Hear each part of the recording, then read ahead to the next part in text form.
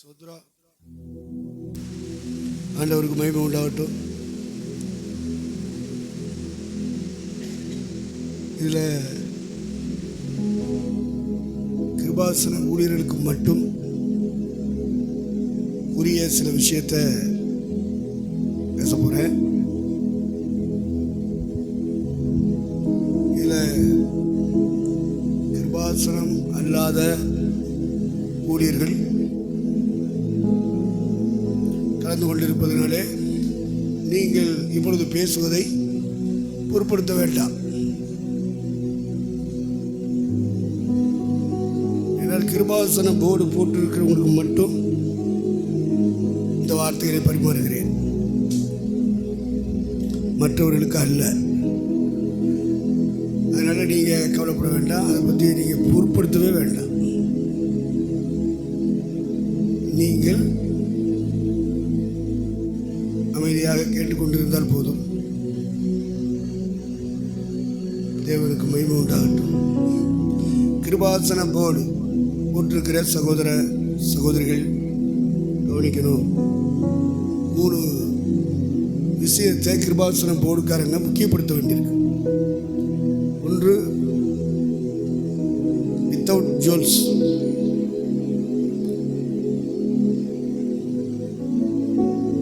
நகைகள் அப்படின்ற ஒரு இடத்தை முக்கியப்படுத்துகிறாங்க கிருபாசனக்காரங்க. நகை இல்லாத திருமுழுக்கு, நகை இல்லாத திருவிருந்து, நகை இல்லாத திருமணம். மற்ற எந்த ஸ்தாபனங்களிலும் அந்த அழுத்தங்கள் இல்லை. ஒரு காலத்தில் அந்த அழுத்தம் தந்தவர்கள் எல்லாரும் திரும்பி போய்விட்டார்.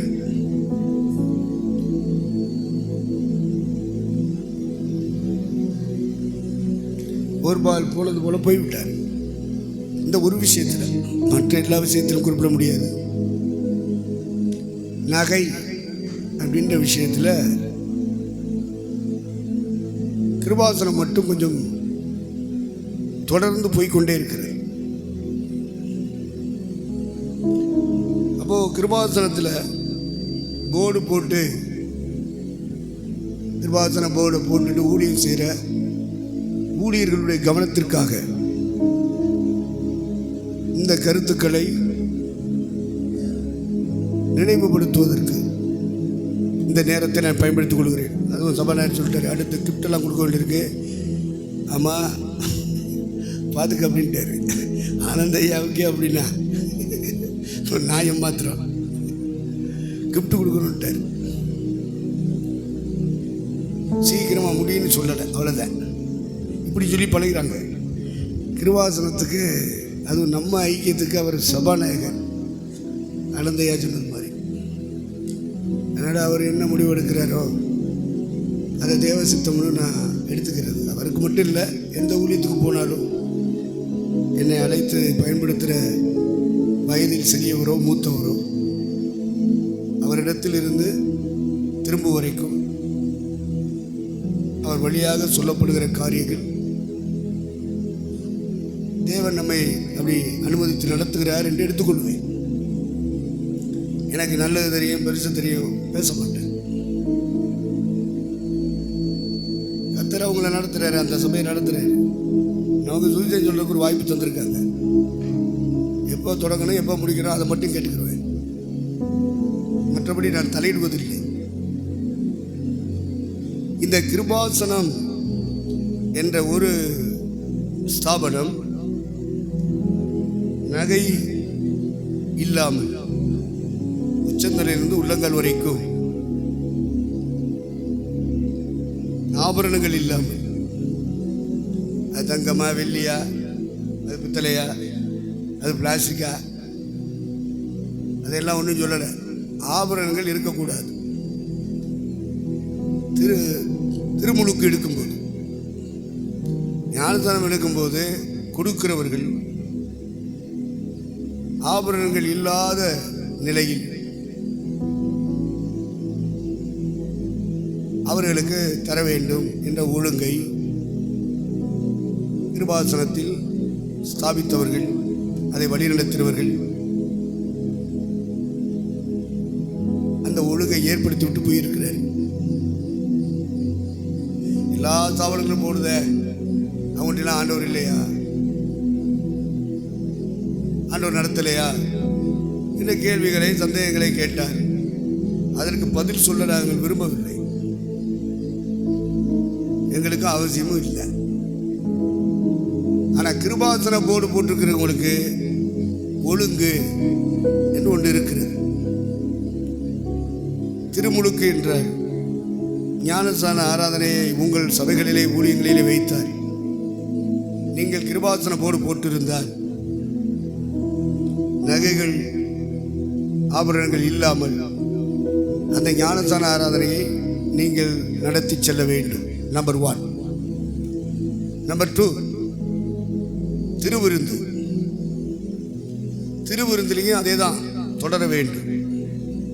ஆபரணங்கள் இல்லாதவர்களுக்குத்தான், கிருபாசன அங்கத்தினர்களுக்கு திருவிருந்து நடத்த வேண்டும். அவங்க நடத்துகிறாங்க இவங்க நடத்துகிறாங்க பேசினா கிருபாசனம் போட கலட்டிட்டு ஓடிட்டு போய்கிட்டே இருக்கும். இங்கே உட்காந்துக்கிட்டு கண்ணாடி கூண்டுக்குள்ளே உட்காந்துக்கிட்டு கல்லறிஞ்சிட்டு கூட வெளியே இருந்துட்டு அந்த கண்ணாடி கூண்டை விட்டுட்டு வெளியே போய் பேச தடை இல்லை. உன்னை எவனும் தடுக்க மாட்டான், யாரும் தடுக்க மாட்டான். ஆகவே கிருபாசன போடு போட்டு ஊழியம் செய்ய விரும்புகிற ஊழியர்கள், செய்து கொண்டிருக்கிற நீங்கள் தொடர வேண்டுமானால் இந்த விஷயத்தில் ஒழுங்க கடைப்பிடிக்கணும். கடைப்பிடிக்க மன இல்லைன்னா உன் வீட்டில் போய் உட்காந்து செய், தனியாக போய் செய். சும்மா ஊழியம் செய்கிறேன், நான் உழைக்கிறேன், பொய் சொல்லக்கூடாது. பிராடு, வெத்தலாட்டம். என்ன ஊழியம் செய்கிற? ஒரு கிருபாசன போர்டுக்குள்ள எப்படி இருக்கணுங்கிறத நீ கற்றுக்கொள்ளாம அவனை பார்த்துக்கிட்டு இவனை பார்த்துக்கிட்டு அந்த சாபனம் இந்த சாபனம் இதெல்லாம் பார்த்துக்கிட்டு ஊழியம் செய்யணும்னா போயிரு. கிருபாசன போர்டை கலட்டிரு. நீ உன் விருப்பத்துக்கு போர்டு போடு. உன் கூட தேவன் இருக்காரு, ப்ரூவ் பண்ணி காமி. தேவன் இருக்கிறார் பிராடு விட்டுட்டு இருக்க, பொய் சொல்லிட்டு இருக்க. இருப்பாரானால் என் கூட கத்தர் இருக்கிறாருன்னு சொல்லணும்.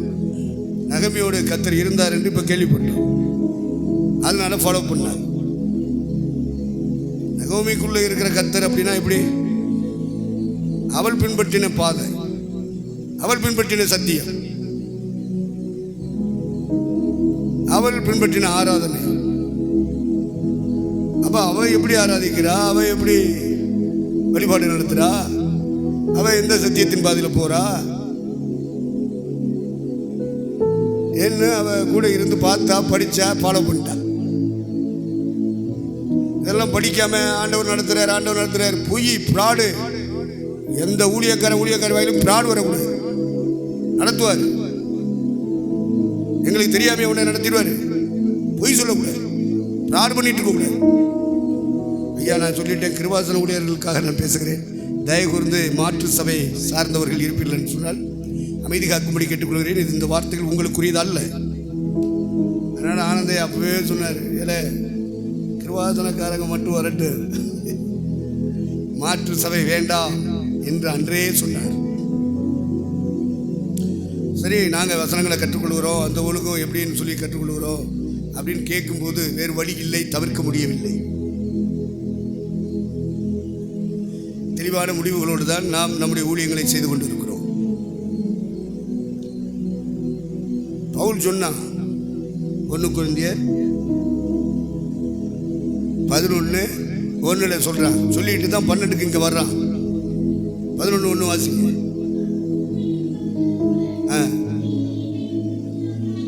இந்த இடத்துக்கு வரணும் கிருபாசன ஊழியக்காரங்க. நான் கிறிஸ்துவை பின்பற்றுகிறது போல இப்ப நகோமி கிறிஸ்துவை பின்பற்றுகிறேன், தேவனை பின்பற்றுகிறேன். அதை பார்க்கிறா கூட இருந்து.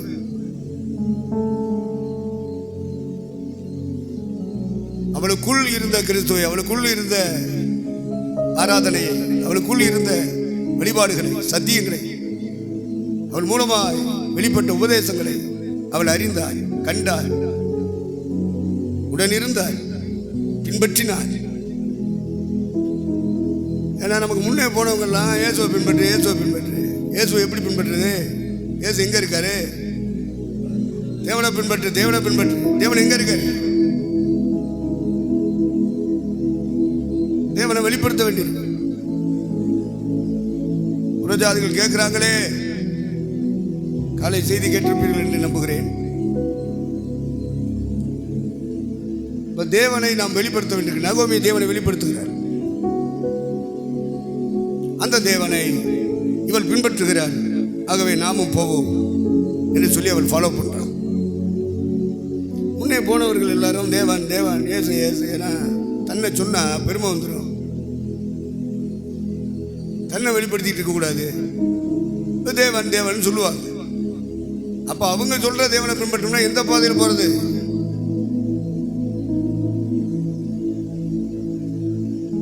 அதை அவங்க சொல்லித்தர மாட்டாங்க. தேவனை பின்பற்று. பல முறை கேட்டிருக்கேன் சாதையாட்ட பிரசங்கம், பல முறை, குறைந்தது 40 ஆண்டுகள் செய்தி கேட்டிருக்கேன். அவர் கன்வென்ஷன்ல 2வது செய்தி பேசுவார். உலகத்தை சிநேகிக்காதே, தேவனை சிநேகி. உலகத்தை சிநேகிக்காதே, தேவனை சிநேகி.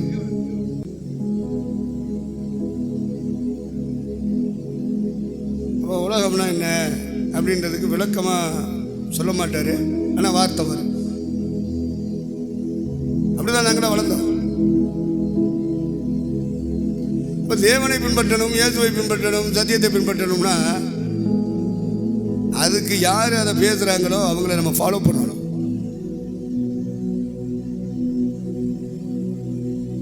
அவர் உயிரோடு இருக்கும் காலமளவு அவருடைய கட்டளைகளுக்கு நான் கீழ்ப்படிந்து வந்தவன். வாசன ஊழியங்கள்ல எல்லாரும் அப்படி இருக்காங்களா என்ற கேள்விக்கு எனக்கு பதில் சொல்ல தெரியாது. நான் இருந்தேன், கீழ்ப்படிந்திருந்தேன். அதனால கீழ்ப்படுதலை பற்றி பேசுறதுக்கு எனக்கு தகுதி இருக்கு. நான் ஐக்கியத்தில் இருந்தேன், ஐக்கியத்தை பற்றி பேசுறதுக்கு எனக்கு தகுதி இருக்கு. சத்திய பாதையில் நடந்து வந்திருக்கிறேன், நடந்து வந்ததை பற்றி பேசுவதற்கு எனக்கு தகுதி இருக்கு.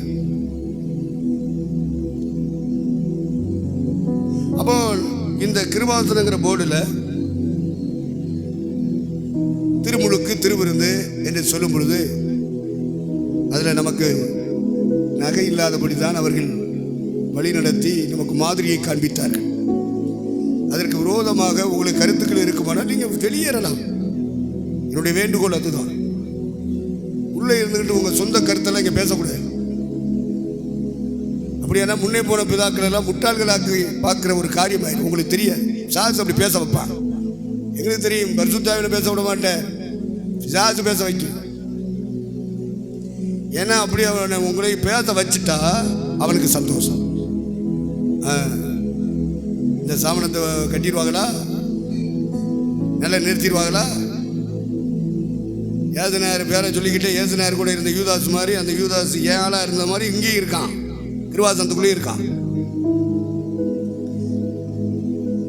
நம்முடைய வளர்ச்சிக்கு ஒரு வேலை அது விளங்காமல் இருக்கலாம். அப்படித்தான் சொல்ல வேண்டும். விளங்கவில்லை, புரியவில்லை, நான் வாசிக்கும் வசனங்கள் இப்படி இருக்கு. நீ எத்தனை வருஷம் வளர்ந்துருக்க கிறிஸ்துக்குள்ள, இந்த கிருபாசனத்துக்குள்ள, அந்த தலைவலிக்கல நீ எத்தனை வருஷம் இருந்திருக்க? உனக்கு வாயில் வந்ததெல்லாம் பேசுறதெல்லாம் சத்தியமா? பெரியவங்க ஒரு எல்லைக்குரிய வச்சிருக்காங்க. அதுக்கு மாறா பேசக்கூடாது. கிருபாசன போர்டுக்குள்ள இருந்துக்கிட்டு கிருபாசன போர்டை கலட்டி வச்சுட்டு நீ பேசு, தடை இல்லை. கிருபாசன போர்டு இல்லாத மற்ற போர்டு வச்சிருக்கிறவங்க பேசுறாங்க. நாங்கள் என்ன போய் தடுத்துக்கிட்டு நிற்கிறோம்? அது தவறு என்றால் நாங்கள் முறையிட்டு கொண்டிருக்கிறோம். அப்படி பேசக்கூடாது என்று சொல்லி எதிர்ப்பு தெரிவிக்கிறோமா? இல்லை. அவர்களை நடத்துகிற பாதையிலே நாங்கள் குறுக்கிடுவது இல்லை. ஆகவே கிருபாசன போர்டுக்குள்ள இருக்கிறவங்க திருமுழுக்காக இருக்கட்டும், திருவிருந்தாக இருக்கட்டும், திருமணமாக இருக்கட்டும், ஆரம்பத்தில் வரும் பொழுதே இந்த சபையினுடைய ஒழுங்கை நீங்க புரிஞ்சுக்கிறீங்கன்னு சொல்லிருங்க. அவங்கள கொஞ்சம் கொஞ்சமா அதை படுத்திக்கிட்டு பையன் சொல்லுவான், அப்புறம் சொல்லுவான் அப்படின்னு நீங்க ஒரு இடத்துக்கு வந்தீங்கன்னா சாஸ் பக்கத்தில் இருப்பான். அந்த ஆத்துமாக்களை இடற பண்ணிடுவாங்க. நீங்கள் கஷ்டப்பட்டு கொண்டு வந்திருப்பீங்க, அந்த ஆத்துமாக்களை இடறி போயிடுவாங்க. பிகினிங்லேயே நீங்கள் சொல்லிடணும், இப்படி தான் கிருபாசனம் என்று நீங்கள் சொல்ல வேண்டும். ஆசரிப்பு கூடாரத்தை கட்டும் பொழுது மோசேக்கு தேவன் சொல்லிக் கொடுத்தார் என்பதை விட சீரியல் மாதிரி, சினிமா மாதிரி காண்பித்து கொடுத்தார். அவன் பார்த்தான், படம் ஓடிட்டு இருக்கிற மாதிரி ஓடுது ஆசரிப்பு கூடாரத்தை. மலையிலே உனக்கு காண்பிக்கப்பட்ட மாதிரியின்படி இந்த பூமியிலே கூடாரத்தை செய்வதற்கு எச்சரிக்கையாயிரு.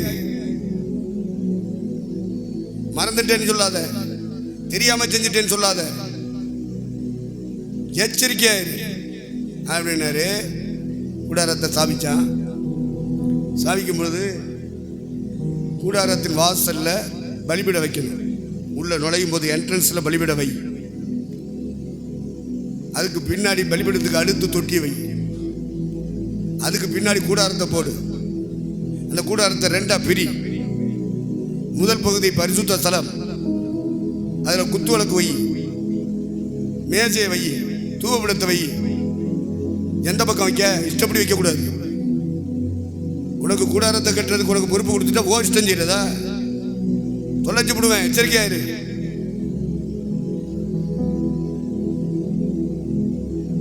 தெற்கு பக்கம் வை குத்துவிளக்கு, வடக்கு பக்கம் வை அப்ப வைக்கிற மேசை, மேற்கு பக்கம் மகாபரிசுத்த ஸ்தலம் என்ற கூடாரத்தின் திரையின் அருகே தூபத்தை வை. உடன்படிக்கை பெட்டிய அந்த மகாபரிசுத்த ஸ்தலத்துக்குள்ள வை. இதெல்லாம் பார்க்குறான், தரிசித்து தான் அவன் கட்டினது கூடாரம். இது மாதிரி சபையை கட்டணும். நீங்க எல்லாம் சபை ஊழியர்களா இருக்கீங்க, ஒரு கூட்டத்தை கூட்டி வச்சுக்கிட்டு வர்ற வருமானத்தை தின்னுக்கிட்டு இருக்க கூடாது. ஒழுங்கு இருக்கு.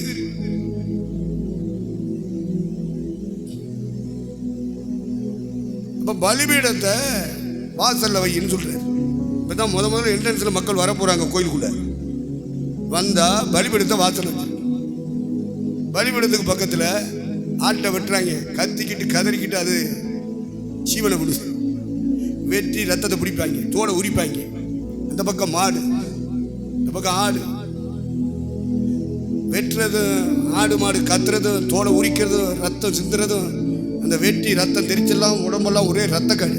இவங்க லேவி பயில இருக்கு, இதெல்லாம் ஊழியக்கார பயில. லேவினா ஊழியக்காரங்க. அடுத்து அது அவ்வளவு தொட்டியில் இருக்கிற தண்ணியை ஊற்றி அதெல்லாம் கழுவணும். தனித்தனியாக இடுறாங்கிறாரு.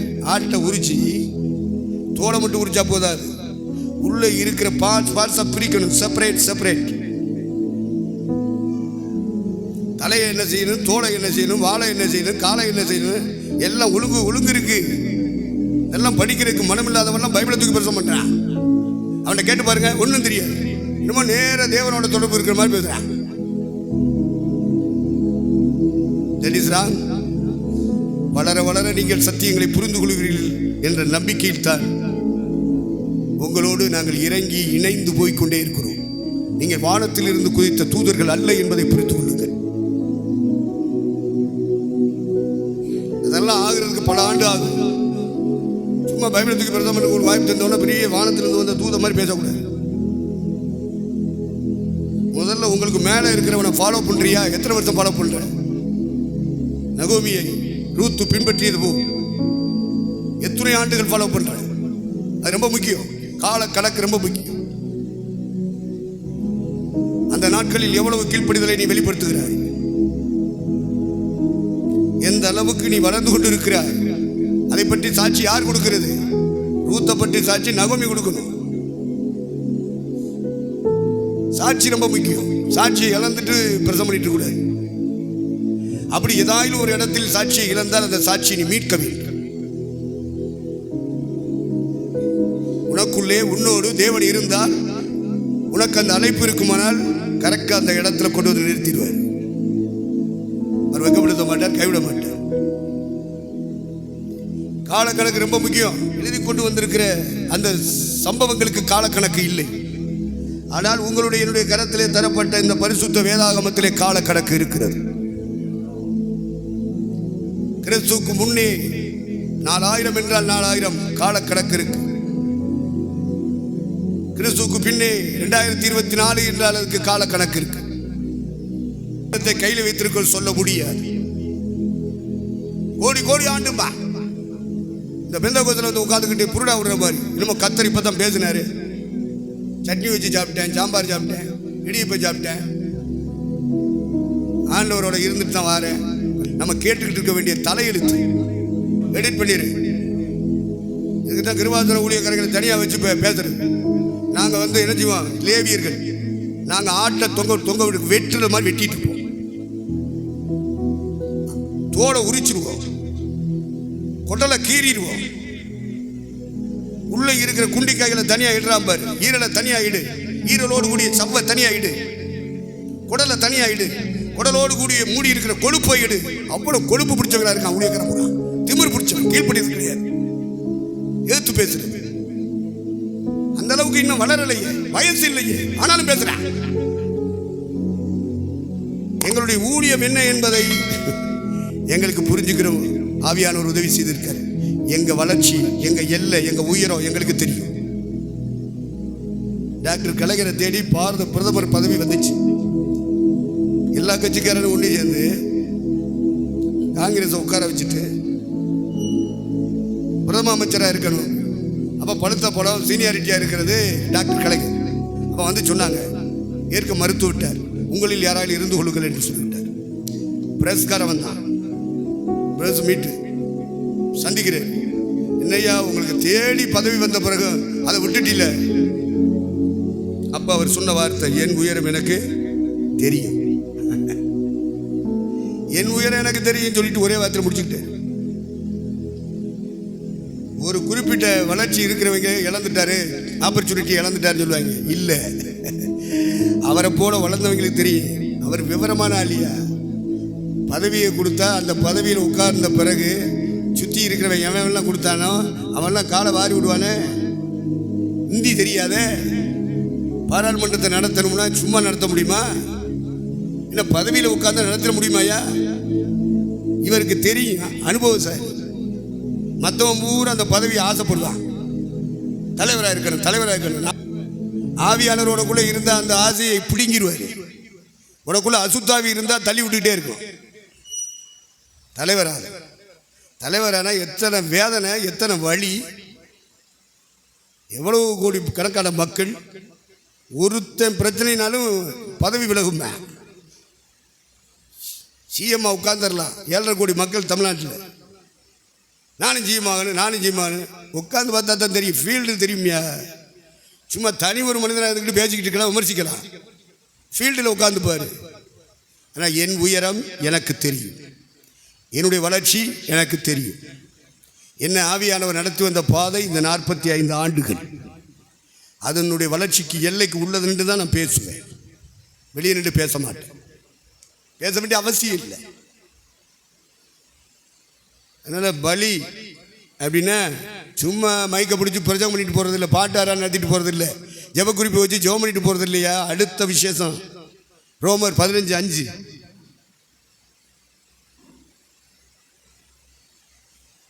பதினஞ்சு வாசிங்க.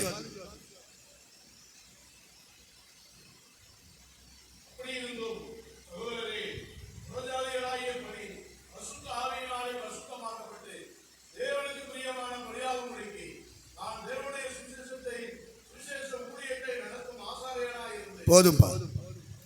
ஆசாரியன், பலி செலுத்தும் ஆசாரியன் என்று தன்னை அடையாளப்படுத்தி காட்டுகிறாரே திருச்சபை தலைவன். என்ன ஆசாரியன், என்ன லேவியன் என்று சொன்னால், ஆட்டை வெட்டி ரத்தத்தை வெளியே எடுத்து தோலை உரிச்சி வயிற்றை கிழிச்சி உள்ளே இருக்கிற இருதயத்தை தனியாக எடுக்கணும், குடலை தனியாக எடுக்கணும், குண்டிக்காயை தனியாக எடுக்கணும், அதோடு கூடிய சவ்வுகளை தனியாக எடுக்கணும், அதோடு கூடிய குடலை தனியாக எடுக்கணும். அந்த இடத்தை சுட்டி காமிக்கிறான் பவுல். எந்த சபை ஊழியக்காரனாவது சிந்திக்கிறானா? தடை கொடுக்குறான். எதுக்கு? அவன் பொழப்புக்கு, அவன் மனைவி மக்களுடைய எதிர்கால வாழ்க்கைக்காக. ஆசாரிய ஊழியம் செய்யணும். சபை ஊழியம்னா லேவிய ஊழியம் செய்யணும். சுவிசேஷ ஊழியத்தை நடத்தும் ஆசாரியனாக இருந்து புறஜாதியராகிய பழி தேவனுக்கு பிரியமான பலியாகும்படிக்கு. தேவனுக்கு பிரியமானது என்ன? பலியாகணும். ஒட்டுமொத்த திருச்சபையும் பலியாகணும். ஒட்டுமொத்த திருச்சபையையும் பலி செலுத்தணுமானால், தேவனுக்கு பிரியமான பலியை செலுத்த வேண்டுமானால் ஆட்டை என்னென்ன பண்ணணும், மாட்டை என்னென்ன பண்ணணுங்கிற அறிவு இருக்கணும். லேவியர்களுக்கும் ஆசாரியர்களுக்கும். அறிவு இல்லாதவனுக்கு என்ன தெரியும்? மயக்க கொடுத்தவன ஒரு பரிசம் பண்ணுவான். எங்களுக்கும் ஜபம் நடத்தணும். நாங்கள் ஊழியக்காரன். யார் ஊழியக்காரன்? அவன் கையில் இருக்கிற வேதம் சொல்லி கொடுக்குது. அந்த வேதம் சொல்லிறபடி இருக்கிற அந்த ஊழியக்காரன். இவனா நினைச்சுக்கிறது நம்ம பெரிய பாஸ்டர். நீ பாஸ்டர் இல்லை, நீ பூஸ்டர். திங்கிறது தான் நீ லாயக். ஆசாரிய ஊழியத்தை படிச்சிருக்கியா? எங்கேயாவது படிச்சிருக்கியா? நான் ராஜாக்களும் ஆசாரியும் வாக்கு இருக்கிறீர் என்று வசந்த வாய்ச்சிக்கிட்டு இவன் கையை வச்சு தூக்கி அல்லையா சொல்லிக்கிட்டு இருக்கான். நாங்களும் சொல்லிக்கிட்டு இருக்கோம். ரெண்டு ஒன்றா? நாங்கள் விளங்கி பேசுகிறோம், நீ விளங்காமல் பேசிக்கிட்டு இருக்க. பலி செலுத்தின ஒட்டுமொத்த திருச்சபையும் ஒரு ஆடு தேவனுக்கு பிரியமான பலியாகணும், ஒரு மாடு தேவனுக்கு பிரியமான பலியாகணும், ஒரு புறா தேவனுக்கு பிரியமான பலியாகணும். ஆகணும்னா அதை எப்படி பலி செலுத்தணுங்கிற ஒழுங்குகளை படிச்சிருக்கணும், பிரமாணங்களை படிச்சிருக்கணும். அதெல்லாம் தெரியாமல் பைபிளை தூக்கிட்டு வந்துட்டான் பரிசம் பண்ணுறது. பேதமையான ஜனங்கள் சரிங்களுக்கு ஒரு சபை இருக்கு, போவோம். நல்ல கருத்துக்களை எல்லாம் சொல்கிறாங்க, போவோம். இதெல்லாம் செத்தா பரலத்துக்கு வருமா? அவன் கூட்டி வச்சிருக்கிற மக்களை எல்லாம் போய் செக் பண்ணி பார்க்கணும். எப்படா இவன் ஞானதானம் கொடுத்தான், எப்படி கல்யாணம் பண்ணி வச்சான், எப்படி எப்பட்ட ஆராதனை நடத்துகிறான் அப்படிங்கிறதெல்லாம் போய் செக் பண்ணி பார்க்கணும். மக்களுக்கு என்னென்னா அதை பற்றி கவலை இல்லை. நமக்கு பிரசவம் பண்ணுறதுக்கு ஒரு பாஸ்டர் வேணும், நமக்கு ஜப குறிப்பு சொல்லி நடத்துறதுக்கு ஒரு பாஸ்டர் வேணும், நமக்கு பாட்டு பாடி ஆராதனை நடத்துறதுக்கு ஒரு பாஸ்டர் வேணும், நமக்கு வயிற்று வலிச்சிச்சு, நம்ம வியாதி நோய் வந்துச்சு, நமக்கு பிரச்சனை வந்துச்சுன்னா வீட்டுக்கு வந்து ஜெபம் பண்ணிட்டு போகிறதுக்கு ஒரு பாஸ்டர். இது கிடைச்சா அதுகளுக்கு போதும். நம்ம செத்தா பரலோகம் போகிறோமா நரகம் போகிறோமான்னு கவலையே கிடையாது அந்த விசுவாசிகளுக்கு. அதுகளை கூட்டி வச்சுக்கிட்டு கொட்டடிச்சுக்கிட்டு நான் பெரிய பாஸ்டர்னு சொல்லிட்டு இருக்கான். இவனுக்கே பைபிள் தெரியாது. இவன் எப்படி பரலோகம் வருவான்? வாய்ப்பில்லை ராஜா, வாய்ப்பில்லை. அது உன் கையில் இருக்க பைபிள் அப்படி சொல்லுது. எந்த அதிகாரத்தில் இதை பேசுகிறீர், எந்த அதிகாரத்தில் இதை போதிக்கிறீர்? தேவ சித்தம் செய்கிறோம் என்கிற நிச்சயம் இருப்பதினாலே நாங்கள் போதிக்கிறோம். நான் கிறிஸ்துவை பின்பற்றுகிறது போல நீங்கள் என்னை பின்பற்றுங்கள் என்று சொல்லக்கூடிய இடத்தில் கிருபாசன போர்டு போட்டிருக்கிற ஒவ்வொரு ஊழியக்காரனும் வந்தாகணும். இல்லைன்னா போர்டை கழட்டிட்டு செஞ்சுக்கிட்டே இரு. அங்கே இருக்கோம், நாங்கள் கிருபாசனத்தில் இருக்கோம், வட இந்திய ஐக்கியத்தில் இருக்கோம். ஏன்னா வட இந்திய ஐக்கியத்திலே காணுமே, தென்னிந்தியாவில் இருக்கோம். ஏன்னா தென்னிந்திய ஐக்கியத்திலையும் இல்லையே, அப்படின்னா வட இந்திய ஐக்கியத்தில் இருக்கும். இப்படி சொல்கிறான் 1 2 3 பேர். ஆனால் கிருபாசன போர்டு போட்டிருக்கான். இவங்களை என்ன சொல்ல?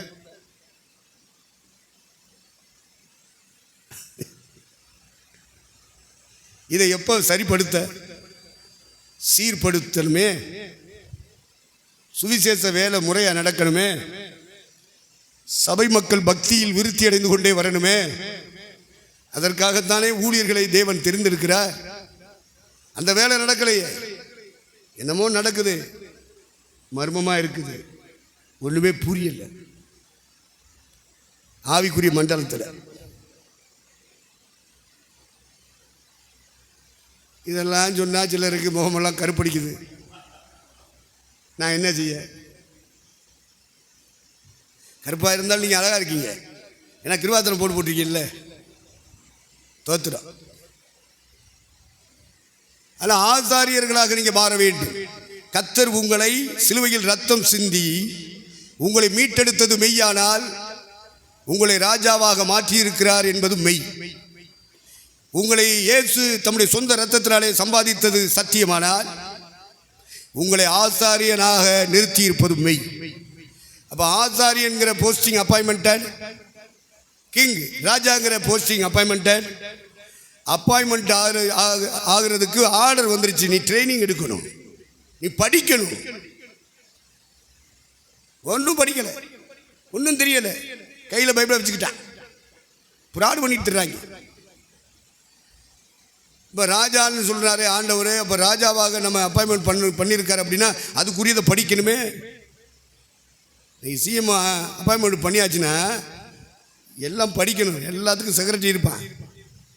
எத்தனை டிபார்ட்மெண்ட் இருக்குது தமிழ்நாட்டில், அத்தனை டிபார்ட்மெண்ட்டுக்கு செக்ரட்டரி போஸ்டிங் கொடுத்துருப்பான். அவங்கள கூப்பிட்டு வச்சு ஒவ்வொரு துறையை பற்றி படிக்கணும். சும்மா அப்படி கையெழுத்து போட்டு போன போது அது படிக்கணும். பிரச்சனை வருமானம் பரிகாரம் செய்யணும், பதில் சொல்லணும். அதே மாதிரி பிரைம் மினிஸ்டர் செக்ரட்டரி இருப்பான், எல்லா டிபார்ட்மெண்ட்டுக்கும் எல்லாரையும் கூப்பிடணும். வட்டங்களை அழைக்கணும், மாவட்டங்களை அழைக்கணும், தாசில்தார், கலெக்டர், துணை கலெக்டர் எல்லா பேரும் வா. எப்படி போயிட்டு இருக்கு இந்த மாவட்டத்தினுடைய நிர்வாகம், அட்மினிஸ்ட்ரேஷனை பேசு. எல்லாம் பேசி படித்து போஸ்டிங் வந்துருச்சுன்னு சொல்லிட்டு கையெழுத்து போட்டுட்டு இருந்தால் முடியாது. படிக்கணும். சபையை நடத்தணும்னா எப்படி நடத்தணும், சபையை எப்படி வழி நடத்தி வளர செய்யணும் தெரியணும்ல. இல்லை ஒன்றும் தெரியாமல் 10 பேரை 50 பேரை கூப்பிட்டா 100 பேரை வச்சுக்கிட்டா உடனே நான் ஒரு பெரிய பாஸ்டரு. ஒரு பாஸ்டரும் கிடையாது, நீ நான் சொல்லிக்கலாம். உனக்கு யார் சர்டிஃபிகேட் பண்ணுறது? நீ பாஸ்டர்னு சர்டிஃபிகேட் பண்ணுறது யார்? நீ சொல்லுவார். எங்களை ஆண்டவர் பண்ணுவார். இந்த வேதத்துக்கு மாறா தேவன் ஒரு நாளும் பண்ண மாட்டார். அதனால தான் வேதத்தை வச்சே நம்ம பிரசவம் பண்ணுறது. இந்திய திருநாட்டினுடைய 140 கோடி மக்களை வழிநடத்துறதுக்கு அன்னைக்கு ஒரு சட்ட புத்தகம் தயாரிப்பு. டெமோக்ரஸி, ஜனநாயகத்தை அடிப்படையாக்கி ஒரு அரசியல் சட்டங்களை இயற்றினார்கள் இந்திய திருநாட்டிற்கென்று. 10 பேர் கொண்ட குழு. அந்த குழுவுக்கு தலைவனாக இருந்தவர் டாக்டர் அம்பேத்கர். மாதங்கள் எடுத்துக்கொண்டார்கள். எல்லாத்தையும் கன்சல்ட் பண்ணாங்க, எல்லாத்தையும் ஆலோசனை பண்ணி இந்து, முஸ்லீம், கிறிஸ்டின், சீக்கியம், புத்தா இவங்க எல்லாருக்கும் நம்ம அரசாங்கம் பொதுவானதாக இருக்கணும். அதனால மதம் சார்ந்த அரசியல் தலைவர்கள் வரக்கூடாது ஆட்சிக்கு. அப்படி வந்தால் அவர்கள் மதத்தை திணிக்கக்கூடாது, மொழியை திணிக்கக்கூடாது, எல்லை கோட்டை மீறி பேசக்கூடாது.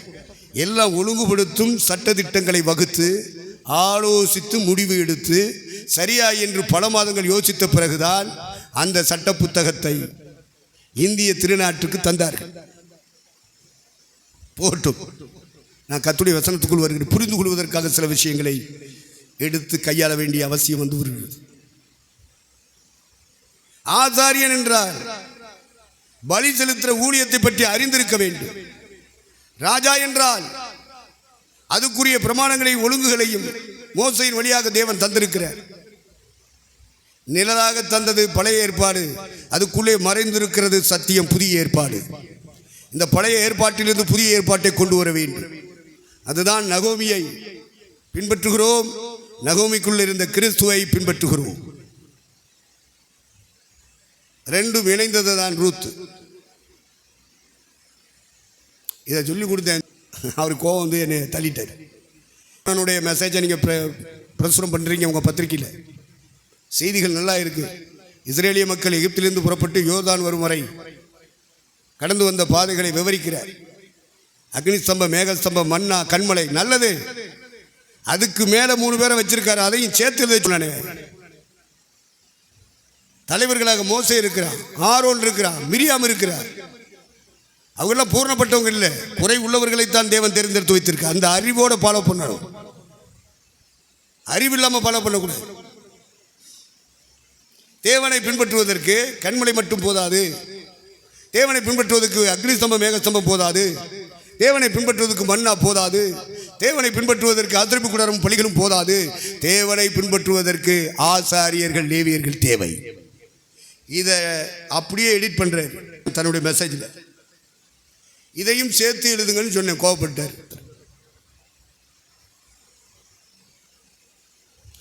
ஆர்எஸ் மகத்தில் இருக்கிற காலத்தில் இது நடந்துச்சு. 86 என்று நினைக்கிறேன், 86, 87. அப்போ நான் புரிந்து கொண்டேன். அதே மாதிரி நாகர்கோவில் வடசேரியில், ஒழுகிற சேரி பக்கத்தில் வடசேரி, அங்கே மகாலை பிடிச்சி ஊழியர் கூட்டம் நடத்துகிறாங்க. யார் யார்? பீட்டர். இவங்க எல்லாரும் சேர்ந்து அனுப்பிட்டாங்க. எல்லா ஊழியக்காரங்க தமிழ்நாட்டிலேருந்து போயிருக்காங்க. 2500 பேர் கூடியிருக்காங்க. கூட்டத்தில் வெளிநாட்டுக்காரர் பேசுகிறார், பெய்லின்னு ஒருத்தர். அவர் ஆதரிப்பு கூடாரத்தை பேசுகிறார், இஸ்ரேலிய மக்களை பேசுகிறார். அதில் பேசிட்டு வரும்போது அழுத்தம் கொடுக்குறார். முதல் நாள் பேசுகிறார், ஆசாரியனை பற்றி பேசுகிறார்.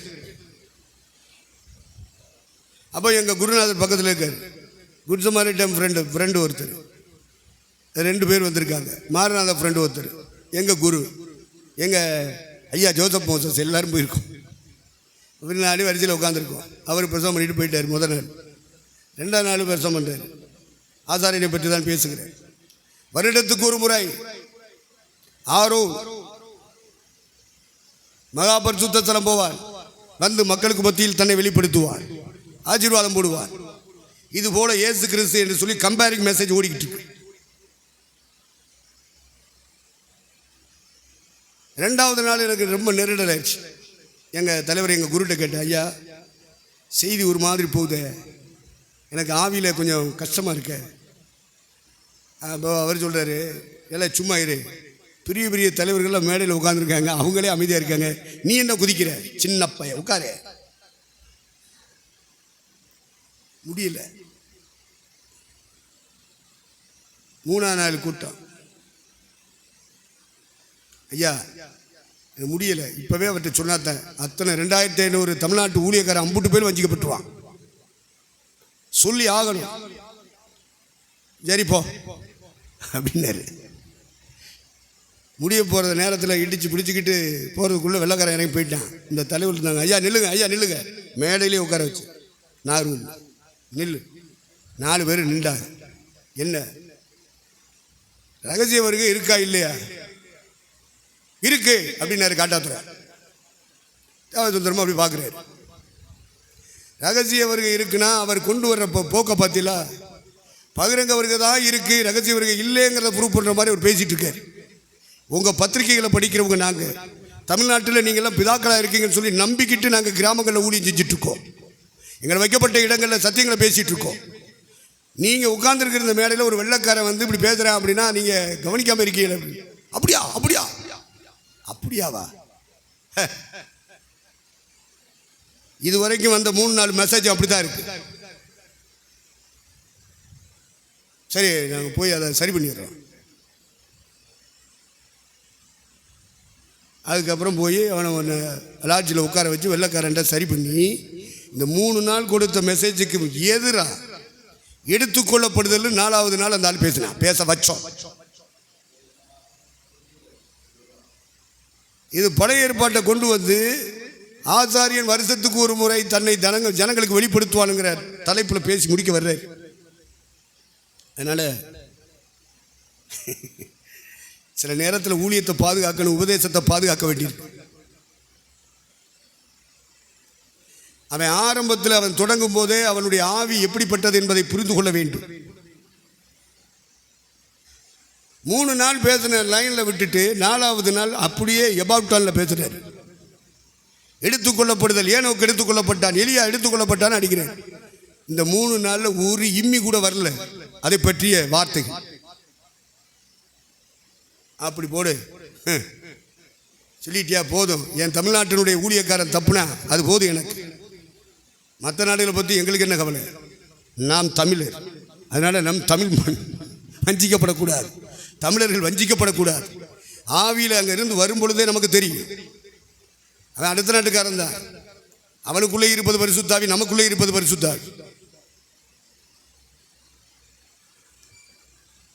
எதுக்கு நான் சொல்கிறேன்னா, பலி செலுத்துகிற ஊழியம் ரொம்ப முக்கியம். ஆசாரியன் தான் ராஜான்னா நம்ம எல்லாரும் ஆவிக்குரிய ராஜாக்களை மாறணும். 2 வீலர் வாங்கணும், 4 வீலர் வாங்கணும், டிப்டாப்பாக ட்ரெஸ் பண்ணணும், கோட்டு போடணும், சூட்டு போடணும்ன்ற அந்த ராஜா இல்லைப்பா. ராஜா அந்த ராஜா இல்லை. Spiritual king. என் ஆண்டவராகிய இயேசு கிறிஸ்து இந்த பூமியிலே ராஜாவாகத்தான் இருந்தார். பூமியில் இருக்கும்போது ராஜாவாகத்தான் இருந்தார். எந்த ராஜா? ஆவிக்குரிய ராஜா. எழுத்தின்படி உள்ள ராஜாவாகிறது 1000 வருஷ அரசாட்சி. அவருக்கு தெரியும் எந்த காலத்தில் பிதா நம்ம ராஜாவாக்குவார், ராஜாதி ராஜாவாக்குவார் என்ற அறிவோடு தான் அந்த பூமியில் ஊழியம் செஞ்சார். பணத்தையும் காசையும் கைப்பற்றுறது, சொத்தை கைப்பற்றுறது, இடம், கட்டடம், வாகனம், ஒரு கூட்ட ஜனங்கள், தசமாக காணிக்க கொடுக்குற ஜனங்கள் எல்லாம் இருந்தால் ராஜா. டே நீ கூஜாடா. இதுபோல் ஆவிக்குரிய மண்டலத்தில் தலைவர்கள் எத்தனை பேர் எழுப்பினாலும், எத்தனை ஸ்தாபனங்கள் கட்டப்பட்டாலும், அவர்களுக்கு நடுவிலே ஒரு புருஷன் இருக்கிறார். அவன் அபிஷேகம் பண்ணப்பட்டவன், அவன் தேவனால் தெரிந்து கொள்ளப்பட்டவன். அவன் தான் தானியேல். எத்தனையோ ராஜாக்கள் அவருடைய காலத்திலும் வாழ்ந்தார்கள். ஸ்டேட்லயும் வாழ்ந்தாங்க, சென்ட்ரல்லையும் வாழ்ந்தாங்க. சொல்றா மகாராணி, எப்பா பெல்சாத்சார் பயப்படாத, ஒரு கையிருப்பு வந்து சுகத்தில் எழுதிச்சே, பயப்படாத, நடுங்காத. அந்த எழுத்துக்களை படிக்கவும், அந்த எழுத்துக்களுக்குள் மறைந்திருக்கிற ரகசியத்தை சொல்லவும் இந்த தேசத்திலே ஒரு புருஷன் இருக்கிறான். அவன் மேல் ஒரு அபிஷேகம் இறங்கி இருக்கு. அவன் சொல்லுவான்டா, பயப்படாடா. அப்புறம் அவனை கூட்டிகிட்டு வந்து படிக்க சொன்னாங்க. அப்புறம் நீ படித்த சொல்லிட்டேன், உனக்கு அதை தருவேன், இதை தருவேன், ஆபரணங்கள் தருவேன். நாங்கள் ஒன்றும் தர வேண்டாம், ஓ வெகுமானம் ஓன்ட்டே இருக்கட்டும்டா. விடியறதுக்குள்ளே நீ செத்து போவேன். இதை தாண்டா அங்கே எழுதியிருக்கு. அவன் தாண்டா அபிஷேகம் பண்ணப்பட்ட புருஷன். செத்து போவேன்னு சொல்றது, உயிரோடு இருப்பேன்னு சொல்றது இல்லை. செத்து போவாய்.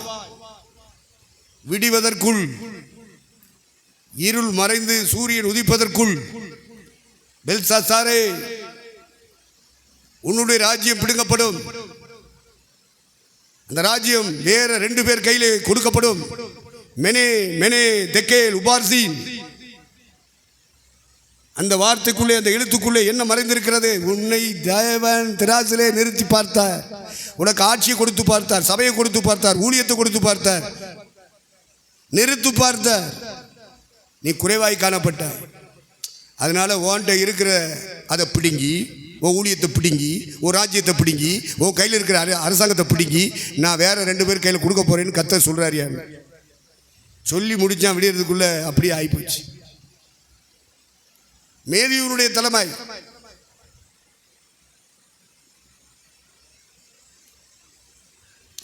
தளபதி, பெர்சியா தேசத்தின் தளபதி மேதியனாகிய தரியு.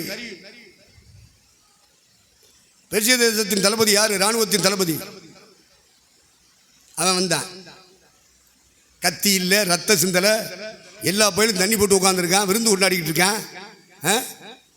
உள்ள நுழைஞ்சாங்க, அப்படியே அரெஸ்ட் பண்ணி அப்படியே கொண்டு போயிட்டாங்க. அவன் சொல்லி கொஞ்ச நேரத்தில் எல்லாம் முடிஞ்சு போச்சு. சும்மா திமிரில் எல்லாம் பேசக்கூடாதுப்பா, கொஞ்சம் தெய்வத்துக்கு பயந்து பேசுங்க. கொழுப்பை எடுக்கணும், எங்களுக்கு ஊழியம் அது கர்த்தர் சொல்லி கொடுப்பாரு. டேய், அந்த குடலோடு கூடிய கொழுப்பு, அதாவது சாப்பிட்டு சாப்பிட்டு தின்னு பெருத்திருக்கான் பத்தியா, அவனுக்குள்ள கொழுப்பு இருக்கும், அதை எடு. அந்த குண்டிக்காய்கள் மேல் சவ்வும் கொழுப்பு இருக்கும், சவ்வை எடு. அதில் இருக்கிற சவ்வை எடு, அதில் இருக்கிற கொழுப்பை எடு. இதெல்லாம் ஊழியம்யா. சபை ஊழியக்காரன் இதெல்லாம் படிக்காம ஊழியம் செய்யாத. படிச்சுட்டு ஊழியம் செய். அதுக்கு தான் பழைய ஏற்பாட்டில் லேவியர் ஆகமம், புதிய ஏற்பாட்டில் 1 தீமோத்தேயு 2 தீமோத்தேயு தீத்து. இதெல்லாம் தெரியாதவெல்லாம் பைபிளை தூக்கி பிரசங்கம் பண்ணிட்டு இருக்கான். அதை கேட்டுக்கிட்டு அது அல்லேலியா அல்லேலியான்னு சொல்லிக்கிட்டு இருக்கு. அது பேதமையான ஜனங்கள். இந்த ஜனங்களை அவர்கள் கரங்களிலிருந்து விடுவிக்க வேண்டும். சரி, நிறுத்துறேன். ஏன்னா கிஃப்ட் நமக்கு தரணும், நம்ம எல்லாம் பயணப்படணும். அதனால் தொடர விரும்பவில்லை.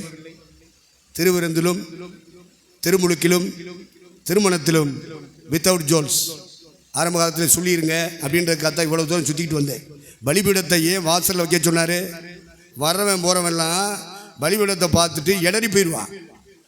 ஏன்னா இங்கே கடந்து விட்டுறாங்க ஆட்டையும் மாட்டையும். அது கத்திக்கிட்டு ரத்தம் சிந்திக்கிட்டு தோலை உரிச்சிக்கிட்டு குடலை குளிச்சுக்கிட்டு அதை கழுவிக்கிட்டு அதை கொண்டாந்து பலிபீடத்தில் போட்டுக்கிட்டு அதை எரித்து சாம்பலாக்கும் போது ஒரு மாம்ச வாடை வேற அடிக்குது.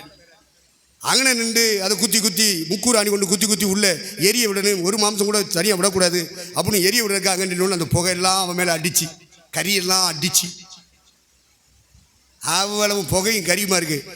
பாஸ்டர் திரும்ப அப்படின்னா கண்ணகரே நிற்கான். கர்த்தருக்கு சோத்திரம். பலிபீடத்தின் மேலே பலி செலுத்துறவனுடைய தோற்றம். இதெல்லாம் முதல்ல உள்ள ஒரு விசுவாசி வாரான், அல்லது ஒரு ஆத்மா உள்ள வர்றானா இந்த கோலத்தை பார்க்க விரும்புவானா? விரும்ப மாட்டா. ஏயா அப்படியே பலிபீடத்தையும் இந்த ஆடு மாடு வெட்டத்தையும் கொண்டு போய் பின்னாடி போடுங்க, கொல்ல பக்கம். இங்கே கொண்டாந்து உடம்படிக்கப்பட்டிய வைங்கய்யா. வந்த உடனே சாமியேன்னு சொல்லிட்டு விழுந்துட்டு போயிட்டு இப்படியெல்லாம் யோசிக்கிறாங்க, இப்படியெல்லாம் பேசுகிறாங்க. சத்தியத்துக்கு மாறா, உபதேசத்துக்கு மாறா, திருச்சபையின் ஒழுங்குகளுக்கு மாறா. இறைவன் இயேசு வரும்பொழுது ஒரு மகிமை உள்ள சபையை கொண்டு போய் நிறுத்த வேண்டி இருக்கிறது. கரையில்லாத ஒரு திருச்சபை, திரையில்லாத ஒரு திருச்சபை, பிழை இல்லாத ஒரு திருச்சபை, பரிசுத்தம் நிறைந்த ஒரு திருச்சபை, மகிமையின் மேல் மகிமை அடைந்த ஒரு திருச்சபையை எம்பெருமான் இயேசுவானவர் வானத்தில் வெளிப்படும் பொழுது அந்த சபையோடு போய் கொண்டு போய் நிறுத்தணுமே.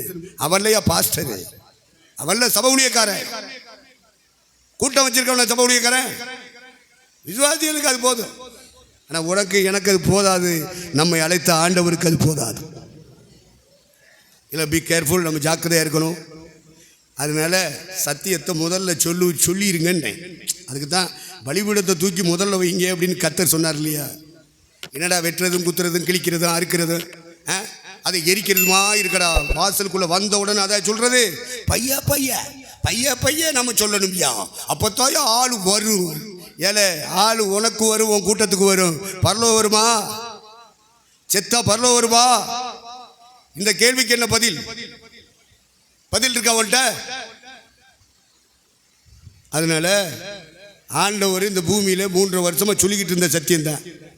இப்படி செய்யணும், இப்படி செய்யணும்னு முதலே சொல்லிட்டார். அவர் சொன்னதை செய்வதற்காக அழைக்கப்பட்ட கூட்டம் நீங்கள் நானும். அதில் நமக்கு இந்த பூமியில் பல ஸ்தாபனங்கள் இருந்தால் ஒரு ஸ்தாபனம் கிருபாசனம். அந்த கிருபாசனத்தில் ஆபரணங்கள் இல்லாத ஒரு ஞானஸ்தானம், ஆபரணங்கள் இல்லாத ஒரு திருவிருந்து, ஆபரணங்கள் இல்லாத ஒரு திருமணத்தை அத்தனை ஸ்தாபனங்களின் நடுவிலே நிறைவேற்றி கொண்டு வருகிற ஒரு ஸ்தாபனம் கிருபாசனம், கிறிஸ்துவின் சபை. அந்த போர்டை போட்டுக்கிட்டு ஊழியம் செய்ய விரும்புகிற யாரும் அதுக்கு மாறான கருத்துக்களை பரப்பக்கூடாது.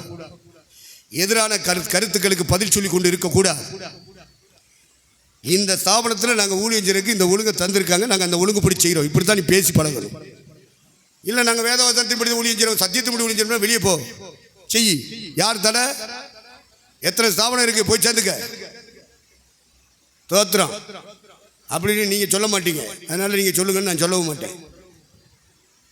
எப்படி ஆனாலும் பிதாக்கள் நாட்டின எல்லைக்குறியை மாற்றுவதற்கு கிருபாசன ஊழியத்தின் எல்லைக்குள்ளே இடமில்லை.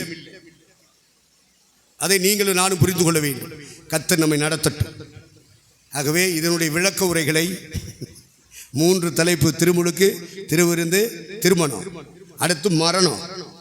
மரணத்துக்கு சில ஒழுங்குகள் இருக்கு. இதெல்லாம் கிருபாசன ஊழியத்தில் இந்த ஒழுங்குகளை படிக்கணும். இந்த ஒழுங்குகளை படித்து அதன்படி நடக்கணும்.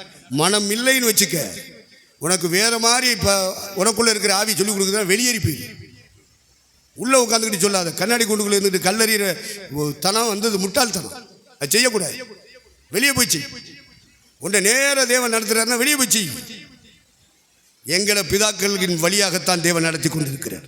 ஒரு சபை என்றால் சபையை நடத்துகிற ஊழியக்காரருக்கு வழியாகத்தான் விசுவாசிகள் போய் சேர முடியும். இதுபோல ஒரு ஸ்தாபனம் என்றால் ஸ்தாபனத்தை நடத்துகிற தலைவர்களின் வழியாகத்தான் போய் சேர முடியும். அதை தான் பரிசுத்தாவின் அங்கீகரிக்கிறார். அதுதான் ஒழுங்கு. கடைசி ஒரு வசனத்தை வாசிக்க நிறைவு செய்கிறேன். பிலிப்பியருக்கு நிருபம் 3ஆம் அதிகாரம்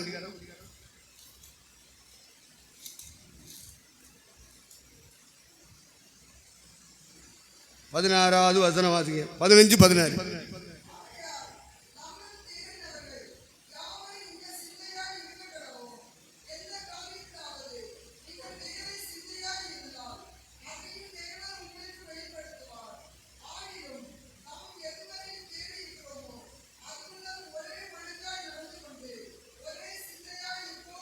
பார்த்துக்கிட்டுங்க, ஒரே ஒழுங்கு. கிருபாசனத்தில் ஒரு ஒழுங்கு வைக்கிறாங்கன்னா அந்த ஒழுங்குக்குள்ளே போகணும். மனம் இல்லைன்னா வெளியே போயிடும். ஒரே ஒழுங்கு. நம்மில் தேறினவர்கள் எத்தனை ஆண்டுகள் கிருபாசனத்தின் ஊழியத்தில் இருக்கிறீங்க? இதில் எந்த அளவுக்கு தேறி இருக்கீங்க? நீங்கள் தேர்ச்சி அடைஞ்சிருக்கீங்கன்றது யார் சர்டிஃபிகேட் பண்ணுறது? யார் இருக்கா? நீ உன்னை பற்றியே சாட்சி சொல்லிட்டு போகிறதா? மேலே உள்ளவங்க சாட்சி கொடுக்கணும்.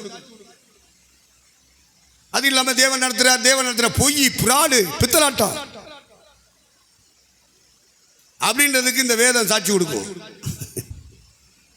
நாம் எதுவரையில் தேறி இருக்கிறோமோ அது முதல் ஒரே ஒழுங்கு. அந்த ஒழுங்குல தான் பிதாக்கள் இந்த ஒழுங்கு வச்சிருக்கிறாங்க. வித்தவுட் ஜோல்ஸ். திருமுழுக்கு, திருவிருந்து, திருமணம், அதனுடைய விளக்கங்களை எல்லாம் வரும் நாட்களில் நாம் சிந்தித்துக் கொள்ளலாம். இது அவசியம். உங்களை கூட்டினாது சேர்க்கிறதே பெரிய கஷ்டம். அதனால் கூடுதல் நேரம் எடுத்து கற்றுக் கொடுக்க வேண்டிய விஷயங்களை கற்றுக் கொடுத்தே ஆகணும். சிலரை தெரியாமலே போயிட்டு இருக்கீங்க. சிலருக்கு மட்டும் தெரிகிறது, சிலருக்கு அந்த ஒழுங்கு தெரியவில்லை. நீங்கள் எத்தனை வருஷம் கிருபாசன ஊழியத்தில் இருக்கீங்க, அத்தனை வருஷத்தினுடைய வளர்ச்சி தான் உங்களுக்குள்ளே இருக்கும். வேறு வளர்ச்சி உங்களுக்கு வராது. வந்ததாக உங்களுக்குள்ள ஒரு சிந்தை வந்திருக்குமோனா அது பிசாசு, அது அசுத்தாவி, அது வலு சிற்பத்தின் சிந்தனை என்பதை நீங்கள் புரிந்து கொள்ளுங்கள். கர்த்தருக்கு ஸ்தோத்திரம். அதனால் வரும் நாட்களில் நாம் சிந்திக்கலாம். அதை நினைப்பூட்டுங்க. சிந்திக்கிறதுக்கு வாய்ப்பு இருந்தால் சபாநாயகர் மனம் உண்டானால் தரட்டு இவ்வளோ நேரத்துக்குள்ளே முடியுன்னு சொல்லிடுவார். அரை மணி நேரம்லாம் கொடுத்தா ஆனந்தையாவை கூப்பிடாதீங்க. ஏன் அவருக்கு குறைந்தபட்சம் ஒரு 1.5 மணி நேரம், அதிகபட்சம் 2 மணி நேரம், குறைந்தபட்சம் 1.5 கொடுக்கணும். 1.5 கொடுக்கல, அட்லீஸ்ட் 1 மணி நேரமாவது கொடுங்க. அதுவும் கொடுக்கல, 3/4 மணி நேரத்தில் முடியும், அரை மணி நேரத்தில் முடியும்னா தயவு கூர்ந்து சபாநாயகர்கிட்ட ஒரு வேண்டுதல் வைக்கிறேன். பெரியவங்கள்ட்ட நம்ம கேட்டு கற்றுக்கொள்ள வேண்டிய விஷயங்கள் தாராளமாக கொடுக்கணும். அடுத்து ஏஜ்டு ஆகும் பொழுது முதல்ல இருந்த ஸ்பீடு நிதானமாக மாறும். ஸ்பீடு இல்லைன்னு சொல்லக்கூடாது, அது நிதானமாக மாறி இருக்கும்.